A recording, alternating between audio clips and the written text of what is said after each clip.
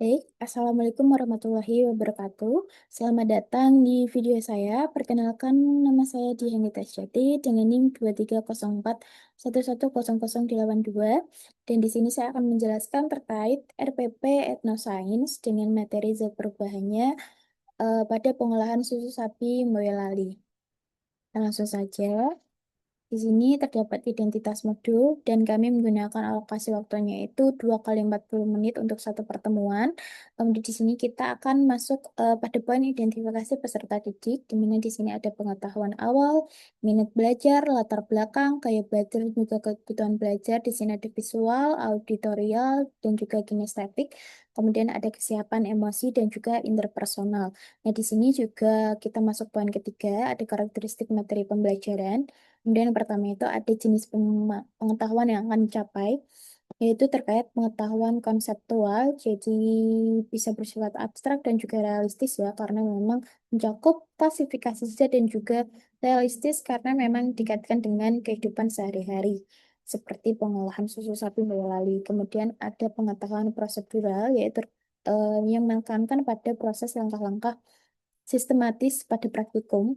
Di nantinya itu di sini ada kegiatan praktikum terkait perubahan zat di mana siswa itu akan melakukan praktikum sederhana dengan melakukan pemanasan susu yang mana mereka akan mengamati kondisi awal susu terkait warna, bau, wujud, dan juga mereka akan mengamati perubahan yang terjadi.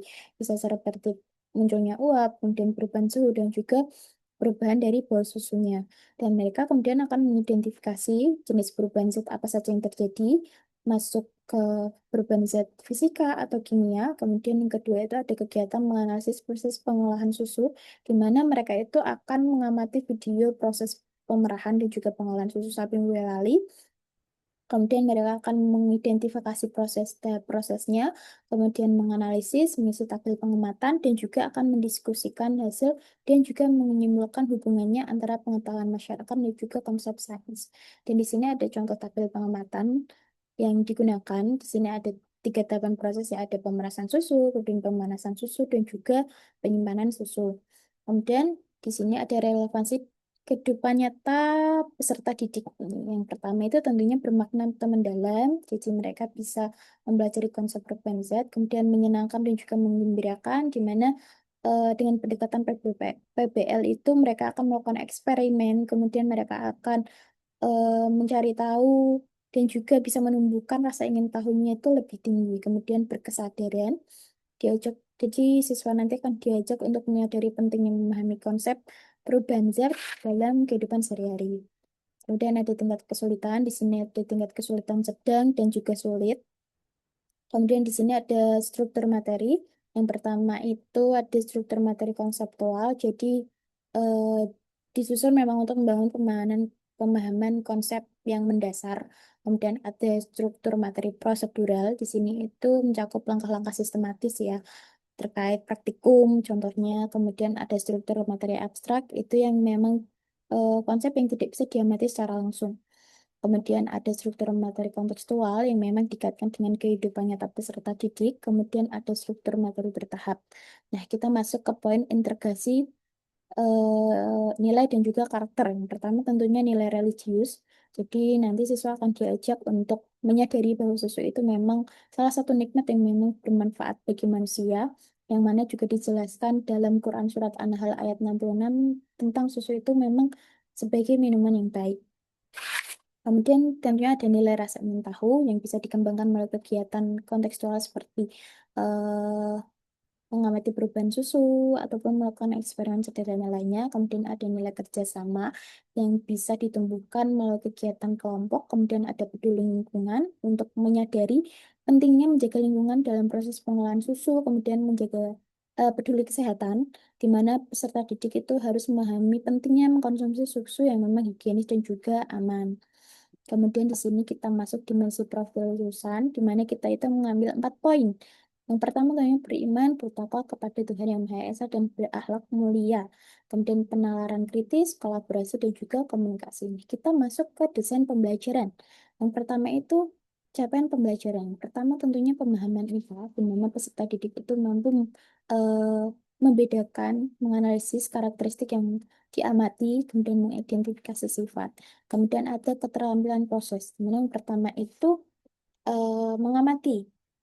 Kemudian mempertanyakan dan juga memprediksi, merencanakan dan juga melakukan penyelidikan, kemudian memproses dan juga menganalisis data, serta mengevaluasi dan juga refleksi dan juga mengkomunikasikan hasil.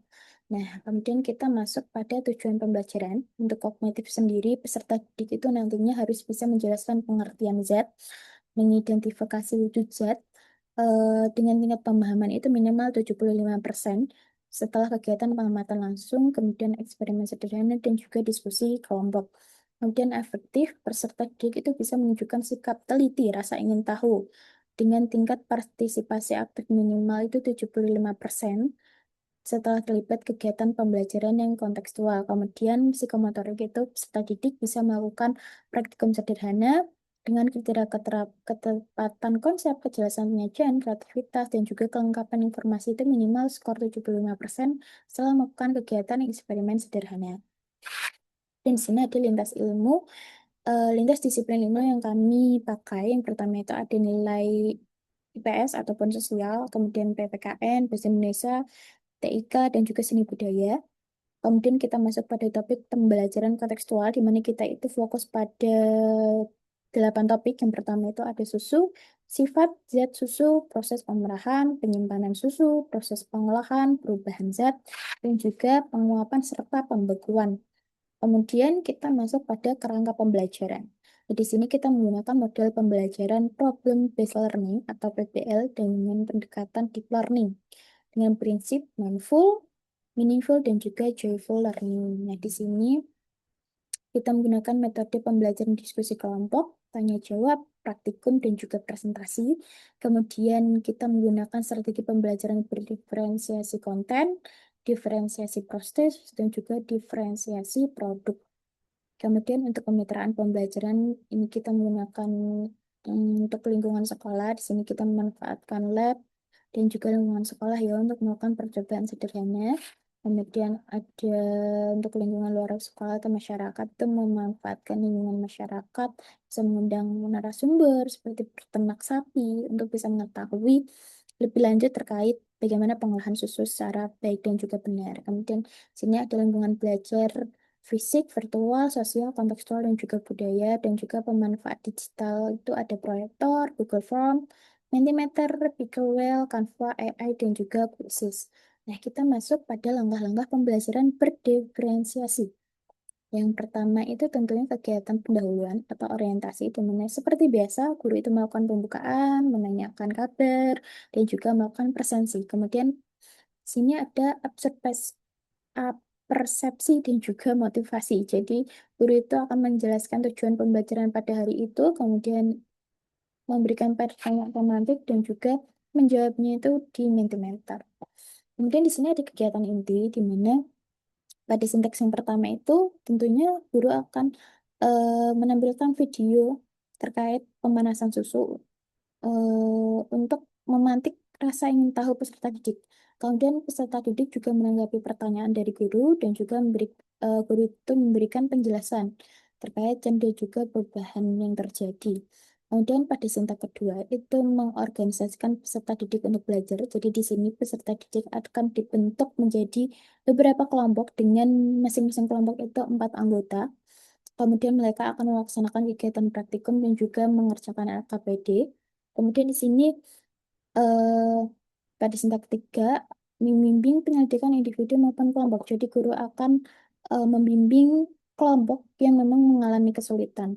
Kemudian sintak keempat itu mengembangkan dan juga menyajikan hasil karya. Jadi peserta didik nanti akan menganalisis data hasil pengamatan mereka, kemudian menyusun dan juga melakukan diskusi. Nah, untuk yang sintaks yang terakhir itu menganalisis dan juga mengevaluasi proses pemecahan masalah. Jadi nantinya itu setiap kelompok akan mempresentasikan hasil analisis mereka. Kemudian kelompok lain memberi tanggapan dan juga guru itu memberikan umpan balik terkait apa yang sudah disampaikan oleh peserta didik. Kemudian guru juga akan minta untuk mengumpulkan LKPD dan juga hasil praktikumnya. Dan di sini kegiatan penutup, guru akan memberikan evaluasi berupa kuis melalui kuisis ini. Kemudian juga akan melakukan refleksi. Dengan peserta didik itu menyampaikan pengalaman ataupun kesimpulan setelah mengikuti pembelajaran dan juga di sini rencana tindak lanjut dan penutup itu guru memberikan agenda pembelajaran yang akan dilakukan pada hari berikutnya dan juga guru nantinya akan menutup kegiatan pembelajaran itu dengan salam penutup dan juga berdoa. Kemudian di sini juga ada asesmen pembelajaran, di sini ada asesmen diagnostik, ada kognitif dan juga non-kognitif, kemudian ada asesmen formatif, itu ada penilaian kinerja, penilaian LKPD dan juga hasil pengamatan, dan juga asesmen sumatif, itu latihan soal dan juga penilaian presentasi. Di sini ada bukti penilaian atau instrumen penilaian, di sini ada penilaian kognitif, ada afektif, ada psikomotorik, kemudian ada LKPD, ada penilaian latihan soal, penilaian presentasi hasil proyek, dan juga di sini ada LKPD dan juga bahan ajar PPT. Di sini saya akan menampilkan untuk LKPD dan juga PPT-nya. Nah, di sini adalah LKPD yang akan digunakan dalam pembelajaran tersebut. Kemudian di sini ini adalah materi PPT yang akan digunakan ketika pembelajaran berlangsung. Baik, mungkin sekian presentasi dari saya. Kurang lebihnya mohon maaf. Wassalamualaikum warahmatullahi wabarakatuh.